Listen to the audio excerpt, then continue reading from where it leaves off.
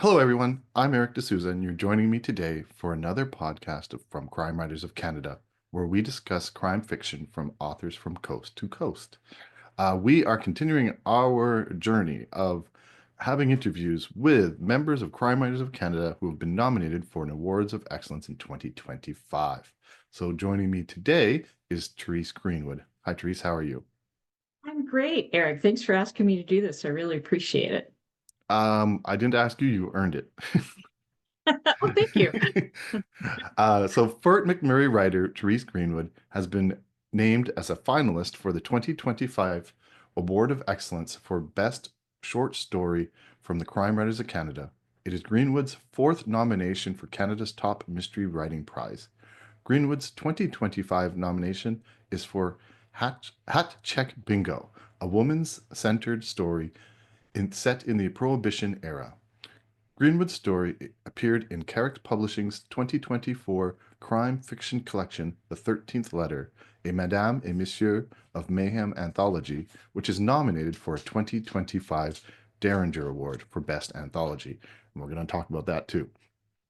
Therese's short crime fictions have appeared across Canada and the US, and she has won the 2019 Spur Award for the Western Writers America for her story Buck's Last Ride in Kill As You Go in her 2018 short story collection. She was also co-edited two short crime fiction anthologies. Therese's memoir from the Fort McMurray's Wildfire, What You Take With You, Wildfire Family, and the Road Home, was a finalist for the 2020 Alberta Book Publishing Awards from the Book Publishers Associations of Alberta.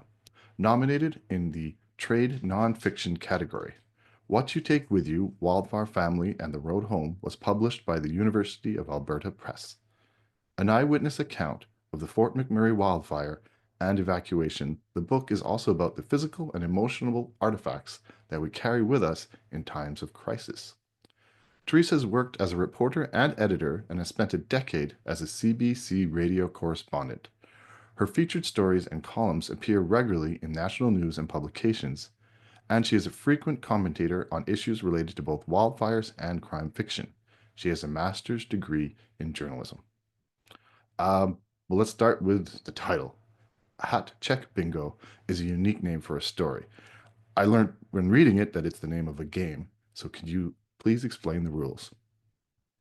Sure. Well, the rules are, I kind of made them up. So it's my, I guess I could say the rules are anything that I want them to be.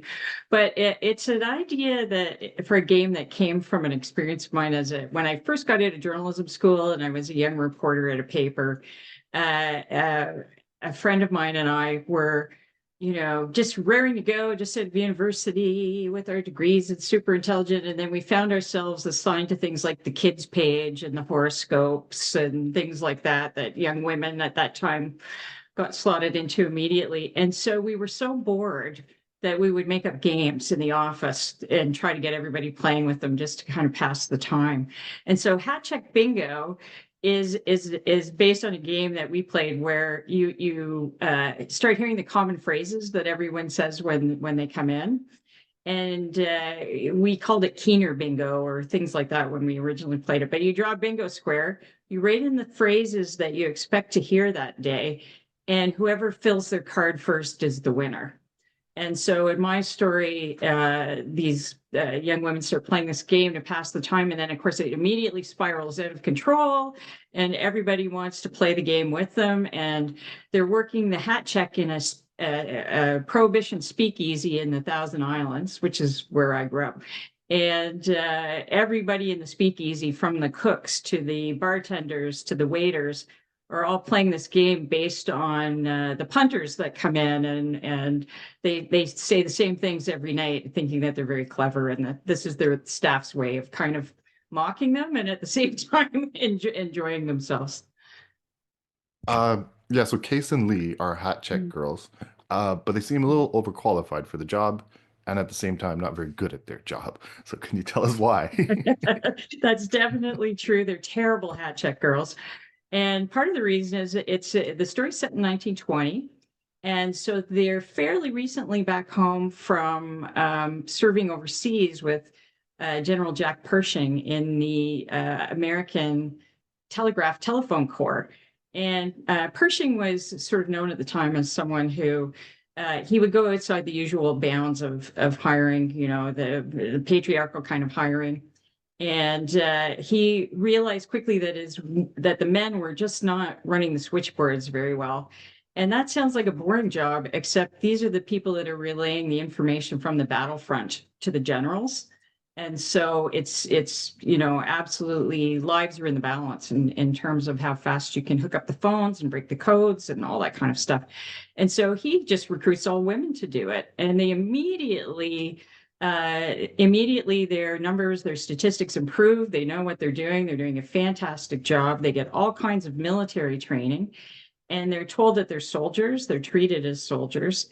But after the war, they get out and they find out, guess what? The Army doesn't consider them soldiers. No pension, no benefits, no help. They're just cut loose, and they have all these skills that all the returning soldiers are taking the jobs for. So the best job that they can get is checking hats in a speakeasy. And they have a lot of time on their hands, I guess, is the way to sum it up. Yeah, I guess it's. I don't want to give away too much, but they do come across like some smart Alec, let's call him, makes a little code that he thinks like, oh, nobody can figure this out, and they're like, half the women here can figure That's right, it. exactly. He's the speakeasy they're at has this reputation for, you know, hiring the best staff. And so yeah, this rival bootlegger comes in and he thinks, and he's trying to take over this operation, muscle in on it. And he thinks, oh my gosh, I have this brilliant code, and then the Hatcheck girls can like solve it immediately as he goes. And then after that, you know, things start escalating, right? Yes. Yeah.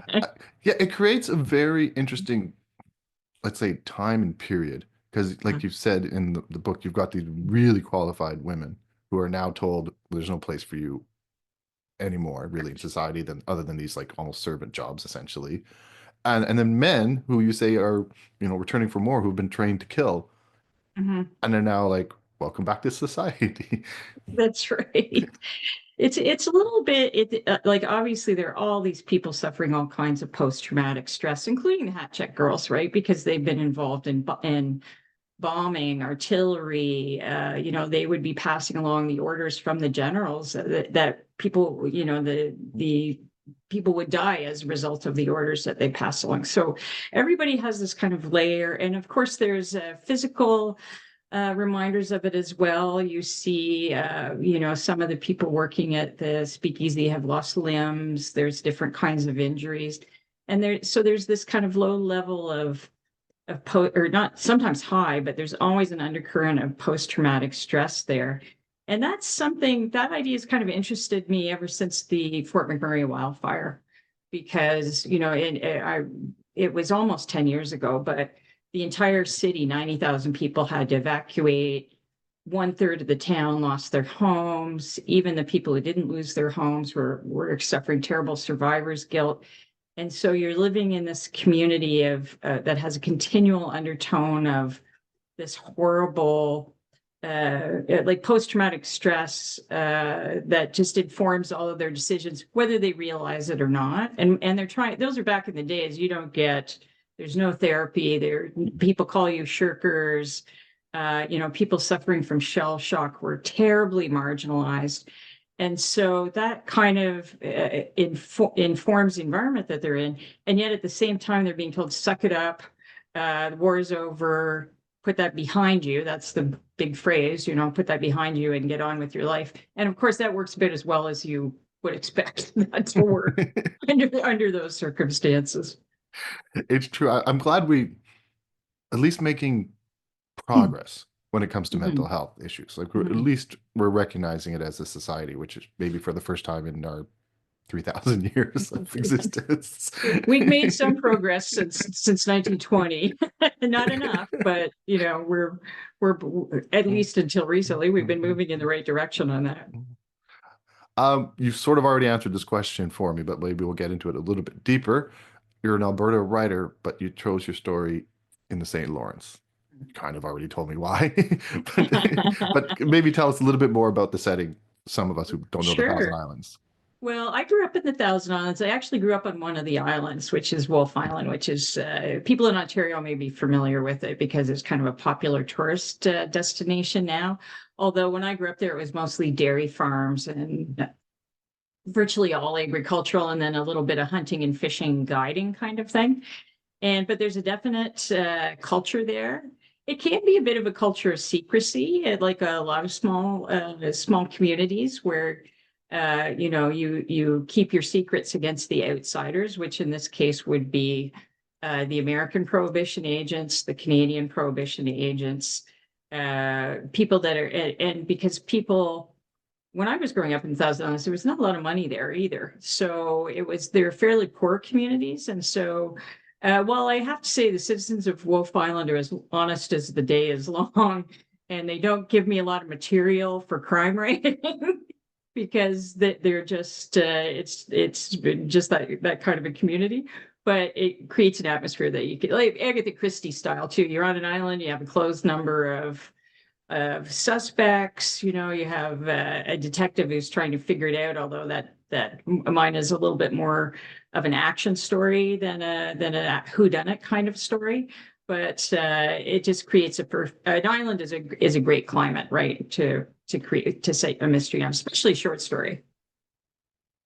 Yeah, I have to agree. It gives it its own atmosphere. Mhm. And I went to the Thousand Islands as a kid, so it was nice revisiting them. So thank you, Yeah. Therese.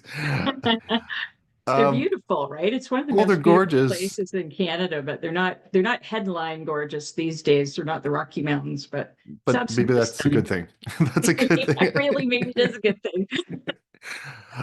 So your story is part of the 13th Letter, an anthology from the Mesdames and Messieurs of Mayhem. When you write these stories, what comes first? Was this story sitting on your computer and you're like, oh, good, I could just weave in the 13, it happens on the 13th, a few things like that? Or did they come up with the theme, present you with the theme, and you're like, okay, I can make something up for that? It was the latter. They gave us the theme. I've always had these characters kind of in my mind, and especially the Kay Doyle character. I visit her now and again. But I was thinking a lot about female empowerment at the time when they came in asking for the story and female friendship. And it